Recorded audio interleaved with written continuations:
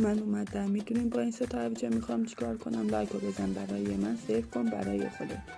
هویج ها را با هر رنده که دوست داره رنده میکنیم. هویج رنده شد حاضر. داخل قابلمه میریزیم. قابلمه روی شعله گاز میذاریم. یه دونه هل را میشکافیم. داخل هویج ها میذاریم. در قابلمه رو میذاریم تا نیم ساعت با حرارت ملایم بپزه میداریم. بعد از نیم ساعت در قابلمه رو برمیداریم.